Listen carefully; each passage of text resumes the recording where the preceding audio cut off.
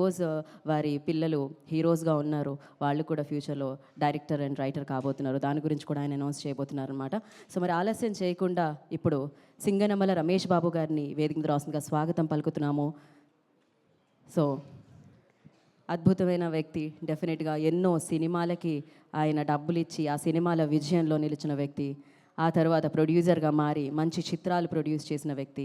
కానీ జీవితంలో అనుకోని పరిస్థితులు వల్ల 14 ఏళ్ళని కోల్పోయి ఇప్పుడు మళ్ళీ అంతే గట్టిగా అంతే ధైర్యంతో నిలబడడానికి వచ్చిన వ్యక్తి.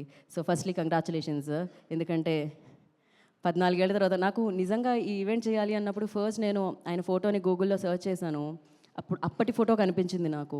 మళ్ళీ నేను ఇప్పుడు ఆయన్ని చూస్తున్నాను. ఆ ఫోటోకి ఈ ఫోటోకి చాలా తేడా ఉంది. 14 ఇయర్స్ అంటే చాలా ఎక్కువ జీవితంలో. 14 ఏళ్ళు అంటే. Sir, wish you all good luck sir. ఇక నుంచి జీవితంలో అన్ని మంచి విషయాలే వినాలి మీరు. Yeah.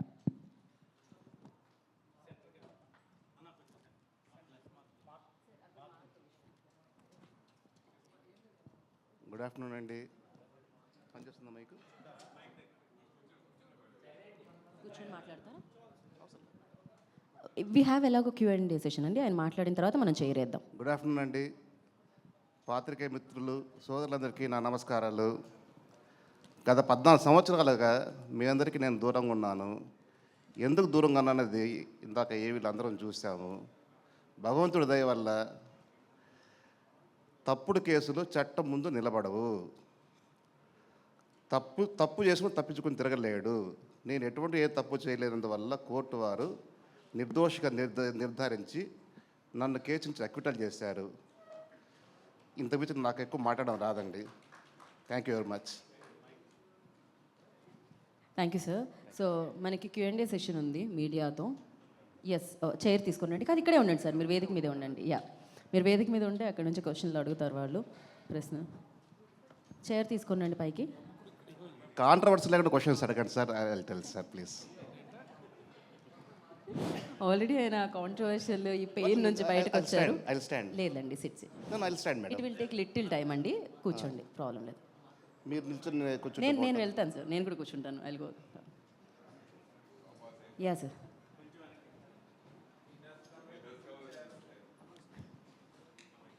కూర్చోమంటారా? Thanks a lot madam. Suresh Ramesh garu, చెప్పండి సార్. 78 రోజుల జైలు జీవితం, 14 సంవత్సరాల పోరాటం, నిర్దోషిగా బయటికి రావటం.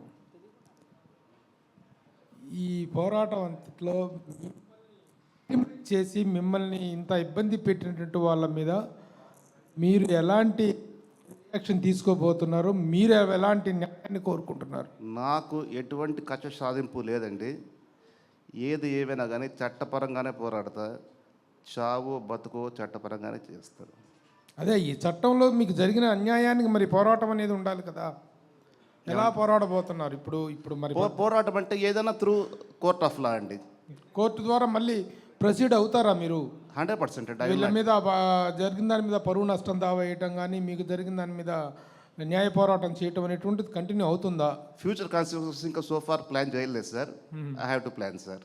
Very good. సరే, నిర్మాతగా మీరు చేసినటువంటి సినిమాలు చాలా పెద్ద పెద్ద స్టార్స్తో చేశారు.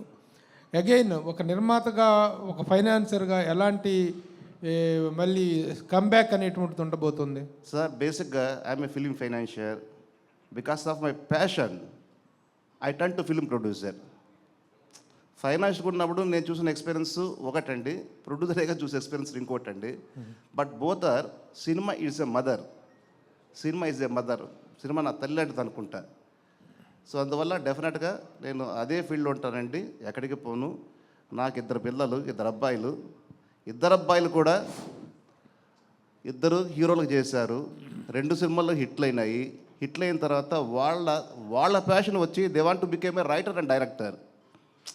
So they are writing scripts now. They are going to direct the movies sir. నేను కూడా అలాగే సినిమాలు తీస్తాను, ఫైనాన్స్ చేస్తాను సార్.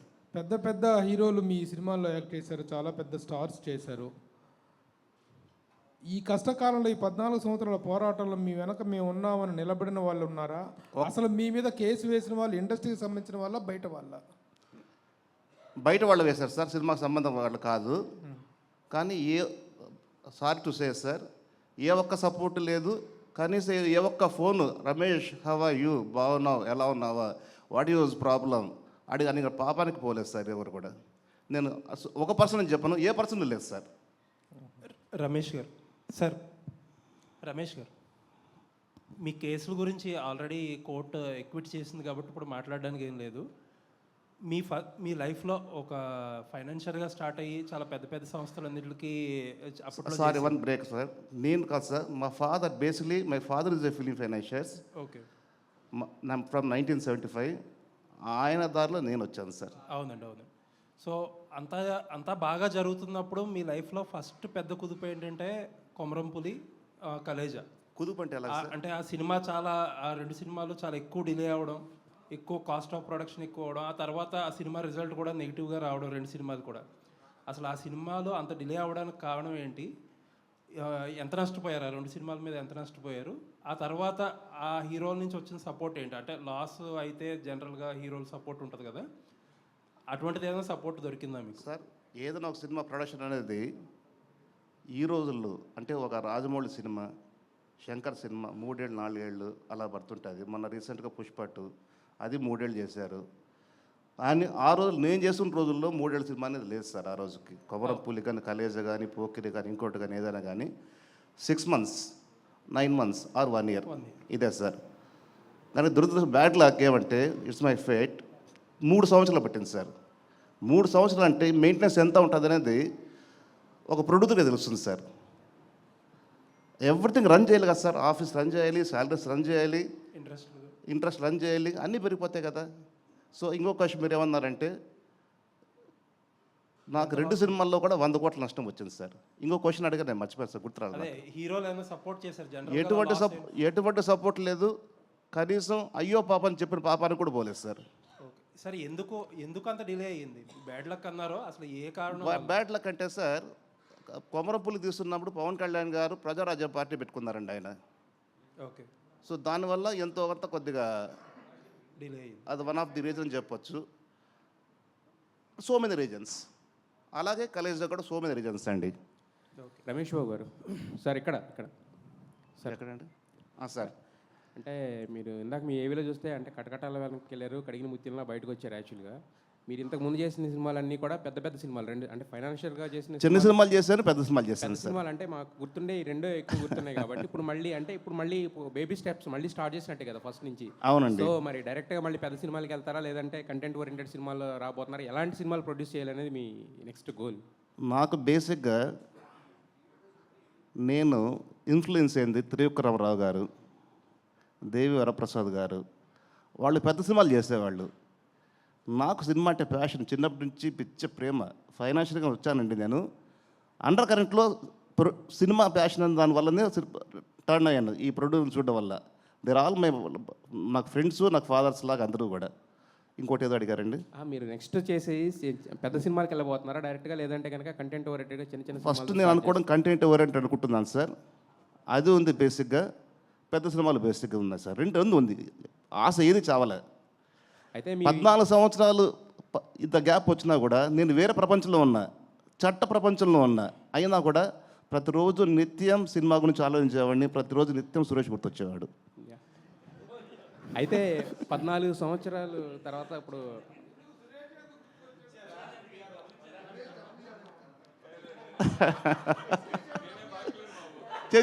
అది కాదు. నా ఫస్ట్ సినిమా చేసింది పిఆర్ఓ అతనే. తర్వాత మా అబ్బాయి హీరో యాక్ట్ చేసిన సినిమా తెలుగులో రిలీజ్ చేసింది అతనే. నాకేదైనా మంచి మాట్లాడుతూ ఉండేవాడు అతనే. ఎందుకో మరి నాకు ముందు ఇంటరాక్షన్ ఎక్కువ. నాకు అయితే ముందు నుంచి మీకు బాగా అండగా ఉంది సురేష్ గారు, అంతే కదా? అండగా అని చెప్పారండి, నాకు మంచి మిత్రుడు. మంచి మిత్రుడు. అవునండి. రమేష్ సరే, ఇప్పుడు మీరు బయటపడ్డారు, ఓకే, మాకు చాలా ఆనందంగా ఉంది సార్. రమేష్ బాబు గారు, ఇప్పుడు విషయం ఏంటంటే, మీ మీద అపవాదు వచ్చింది ఇన్ని 14 ఏళ్ళు, ఏదో రాముడు వనవాసం లాగా. వాళ్ళు మీకు జడ్జిమెంట్ కానీ ఇచ్చిన వాళ్ళు కానీ, వాళ్ళు ఏమైనా ప్రాయశ్చిత్తంగా మీకు ఏమైనా చెప్పారా? మేము ఇలా నాశనం, మీ కెరీర్ నాశనం అయింది, జడ్జి కానీ లాయర్లు కానీ? అది సార్ చట్టంలో సార్ చాలామంది తెలియదు ఏమంటే, పోలీసు వారికి కేసు పెట్టడం వరకే తెలుసు. డిపార్ట్మెంట్ ఏం సార్, పెట్టిన తర్వాత దాంట్లో ఏ మటుకు మెరిట్స్ ఉంటే చట్టం ముందు తప్పించుకోలేదు సార్, శిక్ష అనుభవించాల్సిందే. మెరిట్ లేదనుకోండి, సాక్ష్యాధారాలు లేవనుకోండి, కేసును కొట్టేస్తారు. బట్ మన ఇండియన్ పీనల్ కోర్టులో ఏమంటే 14 ఏళ్ళు జీవితం పోయింది, అవును. దాని కాంపెన్సేషన్ ఎవరేమి ఇవ్వలేదు సార్, చట్టం లేదు దానికి. సారీ అనే చెప్పారు ఫైనల్గా ఏమన్నా మీరు ఇలా ఎవరు కోర్టు ఎందుకు సార్ చెప్తుంది సార్? పోలీసు కానీ వ్యవస్థ ఇప్పుడు మీ మీద వాదించి తప్పుడు కేసు బనాయించింది. సార్ మన సినిమాలు చూస్తుంటాం కదా సార్ మా కెరియర్ హీరోని ఇలా చేస్తే వాడు ఏదో చేయడం, వ్యవస్థల మీద పోరాటం అనేది మీకు అనిపించలేదా? ఖచ్చితంగా వ్యవస్థ సార్. సార్ ఒక్క అబద్ధపు కేసు పెట్టినందువల్ల 14 సంవత్సరాలు పోలీస్ ఇన్ఫ్రాస్ట్రక్చర్, కోర్ట్స్, జడ్జెస్ ఎంత టైం వేస్ట్ అండి. అవును, పోయింది కదా సార్. మరి మనం ఏం చేయలేదు సార్, కొత్త చట్టం తేవాలి, గవర్నమెంట్ కొత్త చట్టం తెస్తే. అదే మీరు కొత్త చట్టం వస్తే నా మీద కాదు సార్, ఇలాంటి వాళ్ళు చాలా మంది ఉన్నారు, మీరే కాదు, ఆహా. ఇలాంటి వాళ్ళు చాలా మంది ఉన్నారు తప్పుడు కేసులు వేసి. అయితే వీరి వెనకాల ఏదైతే 11 కోట్లు ఏదో మీ మీద అపవాదం ఏదో పెట్టారు కదా, 14 కోట్లు మోసం చేశానండి. వాని వెనకాల నేను చెప్తాను. ఎవరన్నా ఇండస్ట్రీ పెద్దల హస్తం ఉందా, లేకపోతే పెట్టుబడిదారుల హస్తం ఉందా? చెప్తాను సార్. 14 కోట్లు మోసం చేశారని చెప్పి ఒక కేసులో అభియోగం సార్. నాకున్న స్థలాన్ని మహాబలిపురంలో 10 ఎకరాలు ఉందండి, heart of the bit, 6 track roads 3 రోడ్లు వైపు ఉంది. ఆ స్థలాన్ని నేను ఒక వ్యక్తికి అమ్మినానని, ఆ వ్యక్తి నుంచి ఇంకో వ్యక్తికి అమ్మానని, ఇంకో వ్యక్తికి అమ్మానని, 25 మందికి అమ్మానని చెప్పి అభియోగం పెట్టి కేసు పెట్టారు సార్. సుదీర్ఘంగా న్యాయ విచారణ జరిగింది సార్. కోర్టు వారు నిర్దోషికి తెచ్చేసి నన్ను వదిలేశారు సార్. రమేష్ బాబు గారు యాక్చువల్గా పాప ఏమండి, good question. As and today property is in my name only, that I'm in the position. Yes sir, 14 సంవత్సరాలు మీరంటే న్యాయపరంగా పోరాటం చేస్తూ ఎంత ఇదిలో ఉన్నారు కదా. సో వెనకమాల టైటిల్ చూస్తే విధి వంచనకి తల వంచన ధైర్యం అని చూస్తే ఏంటంటే బేసిక్గా ఈ హీరోలకు ఉండే ట్యాగ్ లైన్ లాంటిది అది. కరెక్ట్ కదా. సో మరి ఈ 14 సంవత్సరాలు అంటే ఒక అనుకోని మీరు హ్యాపీగా వెళ్తున్న మీ లైఫ్లోకి ఒక హడ్డీలు వచ్చి ఒక ట్విస్ట్ లేగా అది 14 సంవత్సరాలు ఇదయ్యి మళ్ళీ తర్వాత నిర్దోషిగా బయటకు వచ్చారు కదా. సో మీ స్టోరీయే ఒక సినిమా కథలా ఉంది, ట్విస్టులతో కూడిన సినిమా కథ. ఒక సినిమా కాదండి, వెబ్ సిరీస్ చేస్తే నంబర్ ఒక దగ్గర ఒక 1000 సీరియల్స్ పెట్టచ్చు. అదే వెబ్ సిరీస్ చేస్తే. వెబ్ సిరీస్ చేస్తారా, సినిమా చేస్తారా నాకు కాదండి. ఇప్పుడు మీరంటే నా మీద ప్రేమతో ఇక్కడికి వచ్చారు, వింటున్నారు. ఈ సోది పబ్లిక్ వింత కదా సార్. సార్ మీరు మీ నాన్నగారు చాలా సీనియర్ మోస్ట్ ఫైనాన్షియర్, ప్లస్ మీరు కూడా ఫైనాన్స్ రంగంలో ఉన్నారు, ఇప్పుడు నిర్మాత కూడా ఉన్నారు. అవునండి. ఫైనాన్స్ బిజినెస్ ఎంతవరకు లాభదాయకం, కానీ అది ఏ ఉద్దేశంతో మీరు కంటిన్యూ చేస్తున్నారు? సార్ ఫైనాన్స్ బిజినెస్ అనేది పాత రోజుల్లో మేము సంపాదించింది పైకి వచ్చింది కూడా ఫైనాన్స్ వల్లనే సార్. నిజంగా చెప్పాలంటే ఇండస్ట్రీలో వచ్చినంత సోకాల్డ్ పీపుల్ ఎవరైనా సరే, ఏ ట్రేడ్ అయినా సరే, 100 కోట్లతో లక్షలతో వచ్చిన వాళ్ళు ఎవరు డబ్బు సంపాదించలేరు, పోగొట్టుకొని వెళ్ళారు. వచ్చిన ఇవాళ గొప్పవాళ్ళు ఎవరైనా సరే, మీరు కావచ్చు, ఇంకోరు కావచ్చు, ఎవరైనా కావచ్చు, ఇక్కడికి వచ్చి సంపాదించుకున్న వాళ్ళే. సినిమా తల్లి, సినిమా మదర్ పెంచి పోషించిందండి. ఎవరు నిన్న పేరు వీళ్ళు వాళ్ళని చెప్పండి సార్, ఎవ్రీబడి ఇంక్లూడింగ్ మీ. సార్ ఇదివరకు ఫైనాన్స్ వ్యాపారానికి ప్రజెంట్ ఫైనాన్స్ వ్యాపారానికి ఎలాంటి చేంజెస్ వచ్చినాయి, ఇప్పుడు ఫైనాన్స్ చేయడం అనేది ఎలా ఉంది? సార్ ఒకప్పుడు నేను చేసి 2010 ఆ రోజుల్లో అంటే 14 ఏళ్ళు అయిపోయింది కదండి. అప్పటికి ఓ విధంగా చెప్పాలంటే ఇంత ఎక్స్పీరియన్స్ ఉంటున్న నాకే సినిమా మేకింగ్ గ్యాంబ్లింగ్ లాగా అనిపించింది. It's purely gambling. ఆ గ్యాంబ్లింగ్ వల్లనే కదా సార్ 100 కోట్లు పోయింది 2 సినిమాల్లో. ఏమండి, ఇంకేదో అడిగారు. ఇప్పుడు ప్రజెంట్ బాగుందని వింటున్నాను నేను. ప్రజెంట్ బాగుంది, ప్రొడ్యూసర్కి 10 రూపాయలు మిగులుతుందని చెప్పారని అంటున్నారు బయట. సార్ రమేష్ బాబు గారు సార్ ఇక్కడ రమేష్ బాబు గారు, ఈ 14 సంవత్సరాల్లో మీరు కోర్టు కేసు వలన దూరంగా ఉన్నారు అంటున్నారు. మీరు బాగా నమ్మిన మీ సినిమాని దూరంగా. సో ఇప్పుడు నేర్చుకున్న గుణపాఠం ఏంటి, రేపు ఎలాంటి భవిష్యత్తులో ఎలాంటి స్టెప్స్ తీసుకోబోతున్నారు? సార్ నేర్చుకున్న గుణపాఠం అంటే అండి, డైరెక్టర్ డేట్లు ఇచ్చాడు కదా, హీరో డేట్లు ఇచ్చాడు కదా, కథ రెడీ ఉంది కాదండి. Each and every craft 24 crafts నీ గ్రిప్లో ఉంటేనే సినిమా లాంటి ఇంట్లో కూర్చో అనే ఫీలింగ్లో నేను ఉన్నాను సార్. ఎందుకంటే నేను తప్పులు చేస్తా కాబట్టి I have to accept my own mistakes. Ramesh గారు భవిష్యత్తులో ఏం చేద్దాం అంటే మీ పిల్లల్ని సార్ పిల్లలు అనేది పెద్దవాళ్ళు అయ్యారు, వాళ్ళ ట్రాక్ వాళ్ళది. యాక్చువల్ నేను వాళ్ళని బతిమలాడాను, అరే బాబు హీరోలు అయ్యారు. హీరో అనేది ప్యూర్లీ గాడ్ గిఫ్ట్. నేను కాలేని హీరో, మీరు కాలే హీరో, సురేష్ కాలే హీరో. ఏమండి మీరు హీరోలు అయ్యారా సినిమాలు చేయాలంటే? వాళ్ళు ఒకటే అన్నారు, daddy hour passion is not hero, we want to become writer and director అన్నారు. గో హెడ్ అని చెప్పి. సో వాళ్ళు ఆ ప్రాసెస్లో వాళ్ళు ఉన్నారండి. వాళ్ళ గోళ వాళ్ళది, నా గోళ నాది. రమేష్ గారు, కలేజా సినిమాకి సి కళ్యాణ్ గారు వన్ ఆఫ్ ది పార్ట్నర్ కాదండి.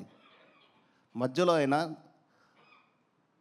ఇంటర్ఫియర్ అయ్యి నేను పూర్తి చేస్తాను సినిమా అని చెప్పని మధ్యలో ఇంటర్ఫియర్ అయిన సినిమాను పూర్తి చేశారు నా డబ్బుతో తప్పిస్తే ఆయనకు ఎటువంటి సంబంధము లేదండి.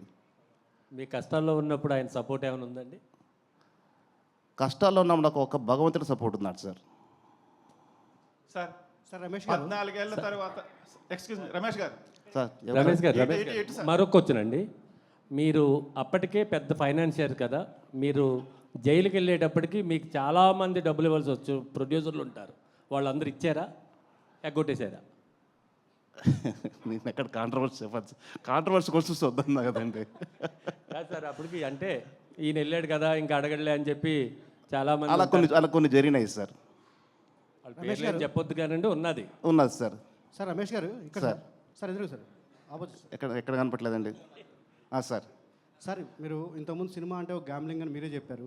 సేమ్ టైం 14 ఏళ్ల నుంచి మీరు జైల్లో ఉన్నప్పుడు కానీ మీరు ఇండస్ట్రీ దూరంగా ఉన్నప్పుడు ఎవ్వరు ఒక కాల్ కూడా చేయలేదని చెప్పారు. మీరు అలాంటి ఇండస్ట్రీలోనే మళ్ళీ కొనసాగాలనుకుంటున్నారు ఎందుకు? అదే ఇందాక మీరు సినిమాలు ఎటువంటి సినిమాలు చేయబోతున్నా అన్నారు. కథనే హీరో అండి. కథనే నమ్ముకొని సినిమాలు చేస్తాను, కథనే నా హీరో సార్. ఇది సార్ అంటే సినిమా ఇండస్ట్రీ నుంచి మీకు ఎలాంటి సపోర్ట్ లేదన్నారు కదా. సో సినిమా అంటే సపోర్ట్ ఆ మాట అనట్లేదండి. ఎవరో కాల్ చేయలేదన్నారు కదా కనీసం. ఎవరు మీకు సపోర్ట్ చేయలేదా? ఎవరు మీకు ఫోన్ చేయాలి? నాకు ఎవరు సపోర్ట్ చేయలేదు, ఎవరు కాల్ చేయలేదా? సినిమా ఇండస్ట్రీ అనలా, sorry. Cinema is the mother sir. Cinema industry comment చేయకూడదు. I not accept that. Cinema అనేది ప్యూర్లీ మదర్. తల్లి మనకు అన్నం పెడతారు సార్ 3 పూట్ల. అలాగా సినిమా ఇండస్ట్రీ. సార్ ఇమ్మీడియట్గా ఏమైనా ప్రాజెక్ట్ అనౌన్స్ చేయబోతున్నారా? Chances are there sir. ఏమైనా చర్చలు జరుగుతున్నాయా మీద ఏమైనా ఫైనల్కి జరుగుతున్నాయి సార్. Okay sir, all the best. Thank you very much అండి.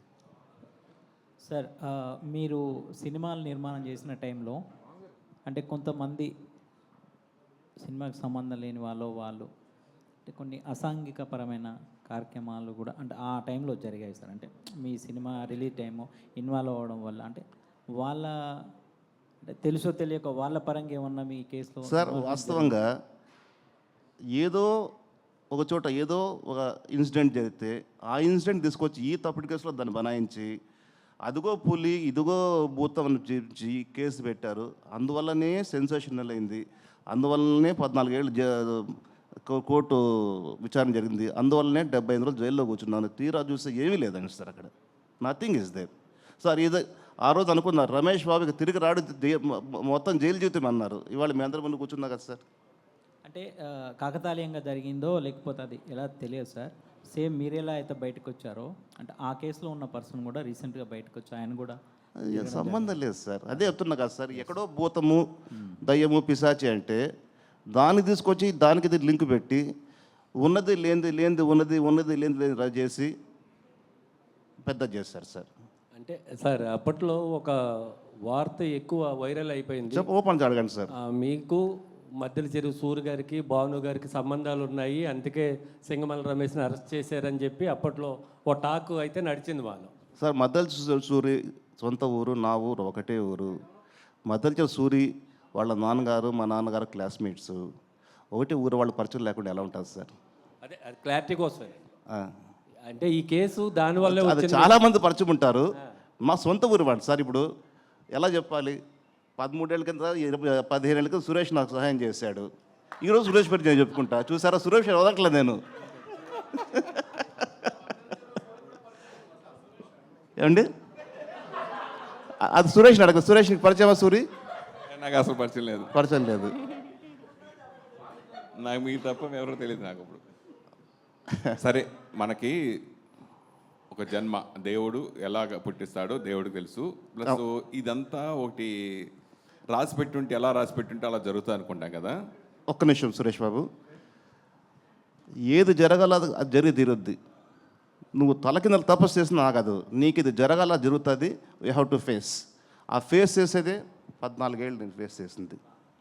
అదే అలా జరిగింది కాబట్టి సరే మీరు అలా వెళ్ళొచ్చారు. ఎందుకు మళ్ళీ దాన్ని పాత గతాన్ని మీరు ఇప్పుడు తవ్వుకోవాల్సిన అవసరం ఎందుకు వచ్చింది? ఇప్పుడు ఇన్వెస్ట్మెంట్ పెట్టాల్సి వచ్చిందంటే అలాగంటారా? జరిగిపోయింది. Good question, very good question Suresh గారు. 14 సంవత్సరాలకు ఉన్నది లేనిది ఉన్నదని చెప్పని సినిమా ఇండస్ట్రీలో తీవ్ర చర్చ, ఏదేదో అనుకున్నారు. అది ఏది కాదు, అంత హంబక్ అని చెప్పుకోవడం కోసం ఈ ప్రెస్ మీట్ బాబు. ఓకే సరే, ఇదివరకు ఫైనాన్సర్స్ అంటే నిర్మాతలు నిజంగా పెట్టుబడి అవసరంలా. ముందు 4-5 సినిమాలు తీస్తే కొబ్బరిగా కొడితే చాలు, ఫైనాన్సర్సే క్యూ కట్టేవారు. నాన్నగారి దగ్గర నుంచి జరిగింది. నాన్నగారు కూడా అలాగే సెలెక్ట్ చేసుకున్నారు, ఈ సినిమాకి మనం నెక్స్ట్ ఇస్తాం, ఈ సినిమాకి ₹2 ఇస్తాం, ఈ సినిమాకి ₹2 ఇస్తాం, అలా ఫైనాన్సర్ డిసైడ్ చేశారు. అట్లా ఉండేది. ఇప్పుడు మొత్తం మారిపోయింది. ఎలా ఏం మారిందంటారు? ఇప్పుడు చాలా వరకు ఇప్పుడు ఫైనాన్సర్స్ ఇవ్వాలంటే ఇదివరకు ఓన్లీ మాట మీద ఇచ్చేవారు, తర్వాత నోటుగా వచ్చింది, తర్వాత సినిమాగా వచ్చింది. ఇప్పుడు ఫైనాన్స్ ఇవ్వాలంటే మాట లేదు, నోటు లేదు, సినిమా లేదు.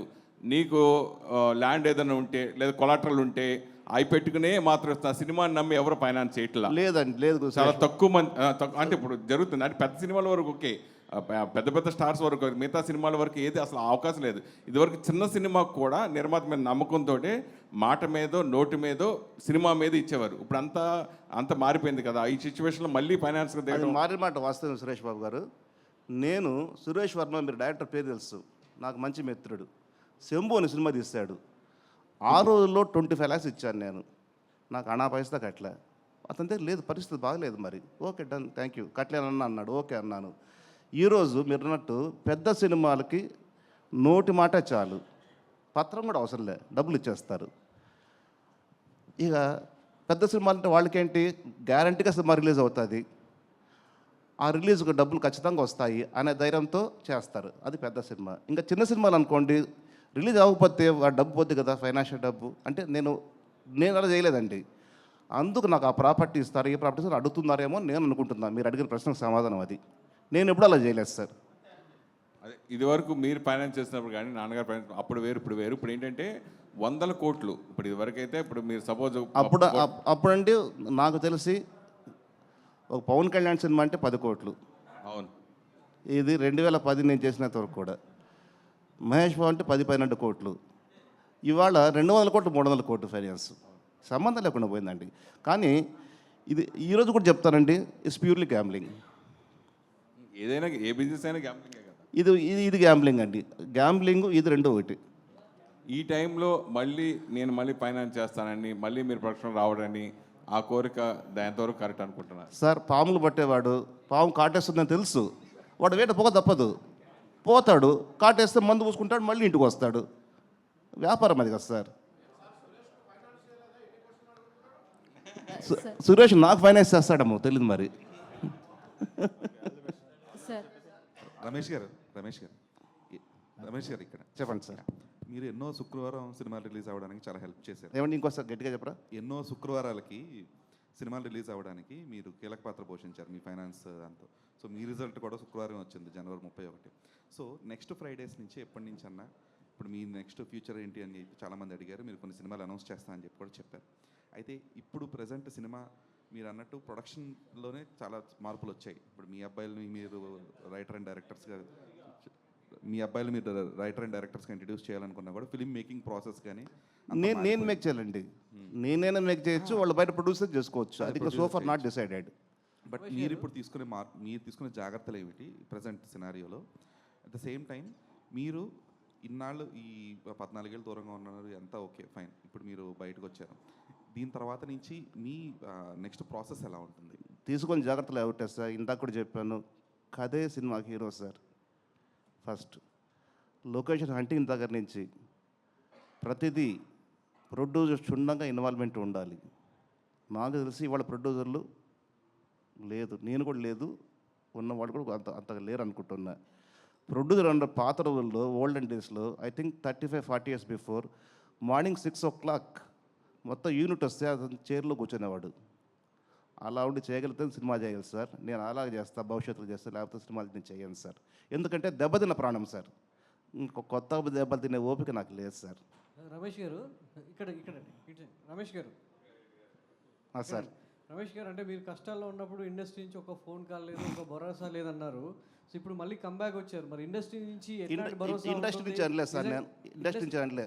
మీకు తెలిసిన వాళ్ళు మీకు పరిచయం ఉన్న వాళ్ళ నుంచి అని అడిగారు. కాల్ రాలేదని పరిచయం ఎవరు ఫోన్ చేయలేదు నాకు. ఎవరు ఇండస్ట్రీ నుంచి అనలేదు. ఇండస్ట్రీ కామెంటే చేయను సార్. ఇండస్ట్రీ ఎన్నిసార్లు అన్నా కూడా నేను ఒకటి చెప్తాను, ఇండస్ట్రీ ఇస్ మై మదర్, తల్లి లాంటిది.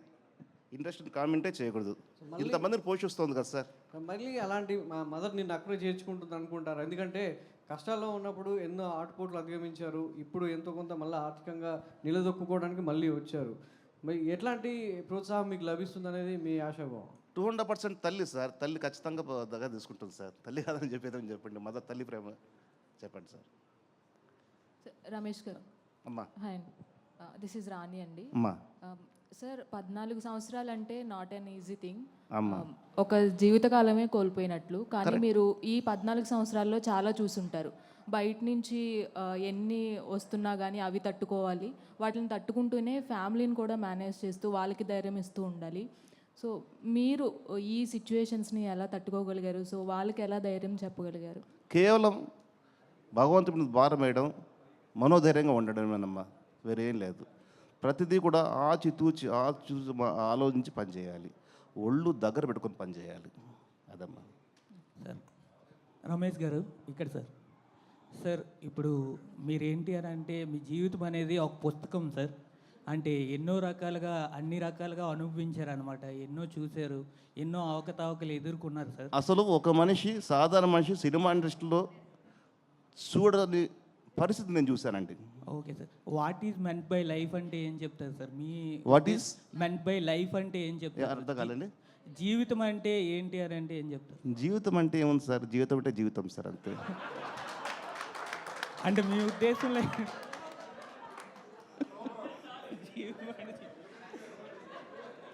ఓకే రమేష్ గారు సార్, నా పేరు రాజా సార్, ఐడ్రీమ్ నుంచి.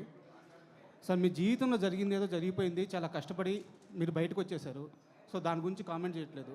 ఇండస్ట్రీకి ఇప్పుడు మీరు ఇచ్చే కాల్ ఏంటి? అంటే మేకర్స్కి కానీ, డైరెక్టర్లకు కానీ, హీరోలకు కానీ ఎలాంటి ఒక క్లియర్ కాల్ ఇవ్వబోతున్నారు? నేను సిద్ధంగా ఉన్నాను, ఈ ప్రాజెక్టుకి నేను సిద్ధంగా ఉన్నాను, నన్ను అప్రోచ్ అవ్వండి, ఎలాంటి ఒక క్లియర్ కాల్ మీరు ఇవ్వబోతున్నారు? నేనంటే చెప్పేది ఓన్లీ ఫర్ డైరెక్టర్స్ చెప్పేది ఏమిటి సార్, అది నువ్వు సొంత సినిమా తీసినా, బయట ప్రొడ్యూసర్ సినిమా తీసినా కానీ ప్రతి రూపాయి 100 రూపాయలు అనుకొని చెప్పి కష్టపడి ఆలోచించి సినిమా డైరెక్ట్ చేయగలిగితే సినిమాకు కాస్ట్ 50% తగ్గుతుంది సార్.